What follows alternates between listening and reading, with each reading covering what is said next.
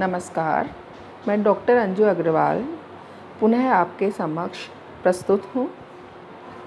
हम मैथिली शरण गुप्त के यशोधरा खंड काव्य की व्याख्या कर रहे थे, उसी कड़ी को हम आज आगे बढ़ाएंगे। आज का जो काव्यांश है, इसमें यशोधरा की उस समय की मनोस्थिति का वर्णन है जब गौतम सिद्धार्थ तपस्या करके कपिल वस्तु आ रहे हैं, बुद्धत्व की उन्हें प्राप्ति हो गई है, ज्ञान लेकर के आ रहे हैं, कैवल्य प्राप्त करके आ रहे हैं। समस्त कपिल वस्तु की जनता उनको सर आँखों पर बिठा रही है, उनका स्पर्श करके अपने आप को भाग्यशाली मान रही है। तो ऐसे में जब पूरी नगरी में उनका मान सम्मान अभिनंदन हो रहा है, पूरा नगर उनको देख करके बहुत प्रसन्न है, अति प्रसन्न है। यशोधरा भी बहुत उत्साहित है, बहुत प्रसन्न है। लेकिन यशोधरा इस बात को नहीं भूली है कि इतने वर्षों तक उसने अपने प्रिय का इंतज़ार किया है और गौतम उनको, सिद्धार्थ उनको कहे बिना, बताए बिना उसको त्याग करके चले गए थे। तो ऐसे में यशोधरा के मन का एक स्वाभाविक वर्णन है, स्वाभिमानी यशोधरा है। मैथिली शरण गुप्त ने, जैसा कि हम पूर्व में भी बात कर चुके हैं, उर्मिला, यशोधरा जैसे उपेक्षित पात्रों को अपने काव्यों की नायिका बनाया है।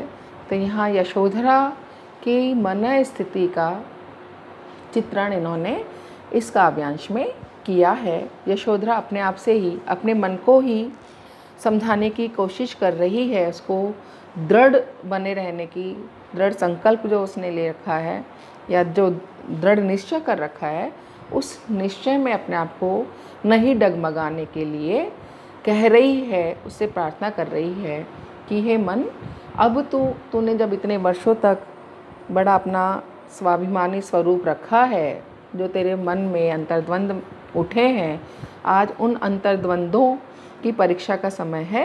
तो तुम इस परीक्षा में अब आज भी खरे उतरना। वास्तविक जो परीक्षा है तुम्हारी, वो आज ही है। तो अपने मन को संबोधित करते हुए यशोधरा कह रही है, रे मन, आज परीक्षा तेरी, विनती करती हूँ मैं तुझसे, बात न बिगड़े मेरी। अब तक जो तेरा निग्रह था, बस अभाव के कारण वह था। लोभ न था, जब लाभ न यह था, सुन अब स्वागत भेरी। रे मन, आज परीक्षा तेरी। अब अपने आप को ही बोल रही है, अपने मन को समझाते हुए, कहते हुए, चुनौती देते हुए कि हे मन, वास्तव में तेरी परीक्षा आज से ही प्रारंभ हुई है, या तेरी परीक्षा आज है। तेरी मुख्य परीक्षा हे मन आज ही है। तो ऐसे में मैं तुझसे विनती करती हूँ, हे मन, प्रार्थना करती हूँ कि तू अब डगमगाना मत, अति उत्साहित होकर के, अति भाव विवल होकर के कहीं तू अपनी परीक्षा में अनुत्तीर्ण मत हो जाना। मैं तुझसे विनती करती हूँ कि अब मेरी बात बिगड़नी नहीं चाहिए। मेरा जो स्वाभिमान है, मेरा जो आत्मसम्मान है, उस पर चोट नहीं आनी चाहिए।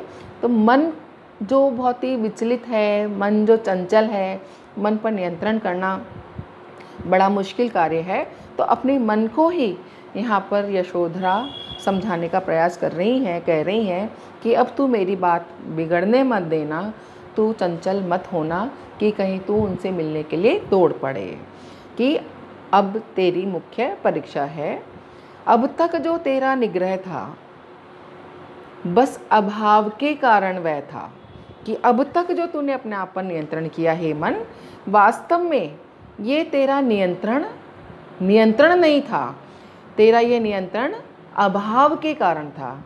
अर्थात तुझे पता था कि तेरे पति, तेरे प्रिय तुझसे दूर चले गए हैं, और जब वो तुझे त्याग करके गए हैं, छोड़ करके गए हैं, तो फिर वो लौट करके नहीं आएंगे।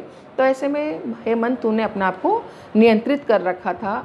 तुझे पता था कि सिद्धार्थ लौट करके आने वाले नहीं हैं। तो ये लोभ जो था उनसे मिलने का, उस लोभ को करने से तुझे कोई फ़ायदा नहीं था। तो ये लोभ करने का फ़ायदा नहीं था, लाभ नहीं था, इसलिए तूने अपने आप पर नियंत्रण कर रखा था, निग्रह कर रखा था। लेकिन वास्तव में तो तेरी परीक्षा आज है। कोई चीज़ हमको मिल ही नहीं सकती तो हम उसको मिलने की इच्छा भी त्याग देते हैं। तो हे मन, उस समय तुझे वो मिल नहीं सकते थे, इसलिए तूने अपने आप पर नियंत्रण कर रखा था, निग्रह कर रखा था। लेकिन सुन, अब ये स्वागत भेरी की, अब ये स्वागत की भेरी बज रही है, स्वागत के नगाड़े बज रहे हैं, अर्थात वो आसपास ही हैं। तो वास्तव में अब तेरी वास्तविक परीक्षा प्रारंभ हुई है। जब सब लोग बहुत उत्साहित हैं, प्रसन्न हैं, तो हे मन, तेरे धैर्य की परीक्षा, तूने जो अब तक अपने आप पर नियंत्रण कर रखा था, उसकी वास्तविक परीक्षा आज है। तो हे मन, तू अपना धैर्य मत खोना, अपना स्वाभिमान बनाए रखना। तो यहाँ पर यशोधरा जो है अपने मन को अब और अधिक कठोर कर रही है, अपने निश्चय पर अड़िग होने का प्रयास कर रही है कि इतने वर्ष तक उसके मन में जो अपमान की एक ज्वाला सुलग रही थी, आज कहीं ऐसा ना हो कि वो ज्वाला उनको देख करके बुझ जाए और वो सिद्धार्थ से मिलने के लिए बाकी नगर के लोगों की तरह ही उससे मिलने के लिए चली जाए। तो अपने मन को कह रही है कि वास्तविक परीक्षा हे मन आज तेरी है। 2 पग आगे ही वह धन है, अवलंबित जिस पर जीवन है। पर क्या पथ पाता यह जान है, मैं हूँ और अंधेरी, रे मन आज परीक्षा तेरी। कि जहाँ पर मेरा धन है, मेरे प्रिय हैं, मेरे इस मन के प्रिय हैं, वो वास्तव में 2 पग आगे ही है, 2 कदम आगे ही। अगर मैं 2 कदम आगे बढ़ती हूँ तो मुझे मेरे प्रिय रूपी धन की प्राप्ति हो जाएगी, जिस पर कि मेरा ये पूरा जीवन अवलंबित है, आश्रित है। उन मेरे जीवन धन तक पहुँचने के लिए सिर्फ 2 कदम मुझे बढ़ना है। लेकिन ये जो 2 कदम हैं, क्या वास्तव में वो 2 कदम ही है? ये अगर किसी राह पर जिस पर हम चल रहे हैं, जो हमको लग रहा है कि 2 कदम है, ये दूरी वास्तव में किसी व्यक्ति के लिए कितनी अधिक है, कितनी बड़े ये 2 कदम हो सकते हैं, ये कोई भी रास्ता या पथ नहीं जान सकता। उसको वो 2 कदम, सिर्फ 2 कदम लगते हैं, एक दूरी मापक वस्तु लगती है। लेकिन वास्तव में जिस पथ पर कोई व्यक्ति चल रहा है, उसकी मनोस्थिति क्या है, उसकी मनोस्थिति, उसके अंतर्द्वंद्व, उसकी विरह, व्यथा, उसकी पीड़ा, वही व्यक्ति जान सकता है जो उस पर कदम बढ़ाता है और जिसके लिए ये बहुत कठिन कार्य है। उसके मन के लिए, उसके कदमों के लिए ये 2 कदम बहुत भारी है।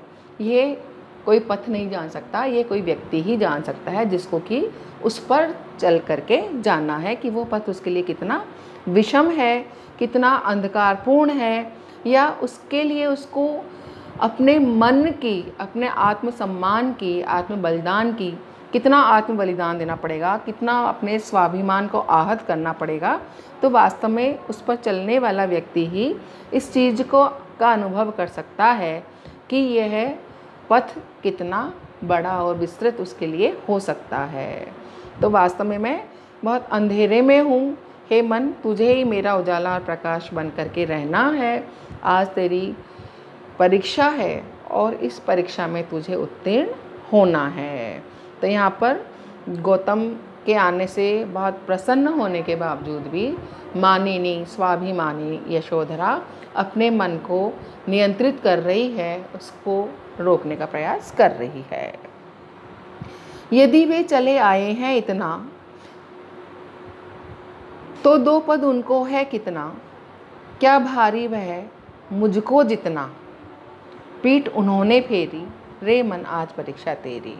ये बोल रहे हैं, यदि वे चले आए हैं इतना, कि जब गौतम, सिद्धार्थ इतना चल करके आ गए हैं, कैवल्य की प्राप्ति करके इस नगर तक पूरा तप करके सिद्धि प्राप्त करके आ गए हैं, इतने कष्ट उन्होंने सहन किए हैं, इतनी साधना उन्होंने की है, तो जब वो इतना चल करके यहाँ तक आ गए हैं, तो 2 पद उनको है कितना, तो 2 कदम और चलना, कि मुझसे अगर वास्तव में मेरे लिए उनके मन में ज़रा भी सम्मान है, जैसे दूसरे लोगों के लिए, नगरी के लोगों के लिए प्रेम है, ऐसा कोई प्रेम है, कुछ विशेषता अगर मुझ में है, अगर वो मुझे मानते हैं, तो फिर उनके लिए 2 पद चलना और कितना कठिन है। उनके लिए कोई 2 कदम चलना कठिन नहीं है, क्योंकि ये उनके आत्मसम्मान की, स्वाभिमान की बात नहीं है, अभी तो ये मेरे आत्मसम्मान और मेरे स्वाभिमान की बात है। तो अब 2 कदम चलना मेरे लिए भारी है, लेकिन उनके लिए चलना इतना कठिन नहीं है। क्या भारी है मुझको, जितना भारी ये 2 कदम मुझे आगे बढ़ना लग रहा है, क्या उतना भार उनको अनुभव हो रहा है? उनको अनुभव इस भार का, या ये 2 कदम बढ़ाना उनके लिए कठिन नहीं हो सकता, क्योंकि उन्होंने गृह का त्याग किया था, तो ऐसे में घर की वापसी भी उन्हें ही करनी पड़ेगी। अगर मैंने उन्हें छोड़ा होता या मेरे किसी भूलवश वो चले गए होते, तो मैं क्षमा प्रार्थी होते हुए उनका अभिनंदन कर सकती थी, लेकिन क्योंकि वो मुझे त्याग करके गए हैं, बिना कहे गए हैं, तो ऐसे में अब उन्हें ही मेरे पास में आना चाहिए, ये मेरे स्वाभिमान की बात है।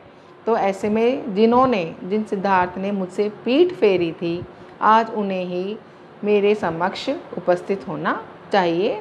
उनके लिए ये कदम उतने भारी नहीं हैं जितने कदम मेरे लिए आगे बढ़ना भारी है। सब अपना सौभाग्य मनावे, दरस परस निश्रेयस पावे, उद्धारक चाहे तो आवे, यहीं रहे यह चेरी, रे मन आज परीक्षा तेरी। कि नगर के जो भी लोग हैं, सारे नगरवासी अपना सौभाग्य मना रहे हैं, सिद्धार्थ के दर्शन करके बहुत खुश हो रहे हैं, उनके दर्शन करके, उनका स्पर्श करके, अपने कल्याण की कामना करके अपने आप को गौरवान्वित अनुभव कर रहे हैं। तो सब भगवान मान कर के अपना सौभाग्य मना रहे हैं, मान रहे हैं, स्पर्श कर रहे हैं, और सिद्धार्थ भी उनको बड़ा प्रसन्नतापूर्वक उद्धारक की तरह उनसे मिल रहे हैं। तो यशोधरा कह रही है कि उन्हें ज्ञान की प्राप्ति हो गई है, नगरवासी बहुत प्रसन्न हैं, उनको भगवान समझ करके स्पर्श कर रहे हैं, दर्शन कर रहे हैं, अपना कल्याण प्राप्त कर रहे हैं। अब मेरा तो उद्धारक चाहे तो आवे, कि वो उद्धारक भगवान सबका चाहे उद्धार करने वाले हैं, तो अगर वो मेरा भी उद्धार करना चाहते हैं, तो वो अपनी इच्छा से मेरे पास में आवे। मैं अपना उद्धार करवाने के लिए उनके पास नहीं रहूँगी, नहीं जाऊँगी, यहीं रहे यह चेरी, कि मैं दासी हूँ चाहे उनकी, लेकिन मेरा मान सम्मान आत्माभिमान है, और ऐसे में उद्धार करना अगर उन्हें है, तो उन्हें ही मेरे पास में आना होगा। यही हे मन आज तेरी परीक्षा है, कि चाहे तो उनकी दासी है, लेकिन आज तुझे उतावला होकर के उनके पास नहीं जाना है। अगर वो चाहेंगे तो स्वयं ही आकर के मेरा उद्धार करेंगे, मुझसे आकर के मिलेंगे। तो यहाँ पर अपने मन को समझा रही है कि हे मन, आज तेरे धैर्य की, तेरे स्वाभिमान की परीक्षा है। तो यहाँ पर यशोधरा का जो स्वाभिमानी रूप है, मानिनी जो रूप है, वो हमारे समक्ष आया है, क्योंकि सिद्धार्थ बिना पूछे, बिना बताए यशोधरा को त्याग करके चले गए थे। तो ऐसे में यशोधरा के मन में आज तक इस चीज़ का उपालंब है, उलाहना है, कि उन्होंने मुझे, मेरे हृदय को ना समझ करके, बिना बताए जा करके मेरा अपमान किया है। तो यहाँ पर मान की बात तभी आ जाती है जब वो बिना बताए चले गए। तो हे मन, आज तेरे धैर्य की परीक्षा है, कि तू स्वयं आगे बढ़ कर के सिद्धार्थ के पास मत जाना, बल्कि उनके आने की प्रतीक्षा करना। धन्यवाद। आज मैथिली शरण गुप्त का यशोधरा काव्य और समस्त व्याख्यांश पूरे हुए।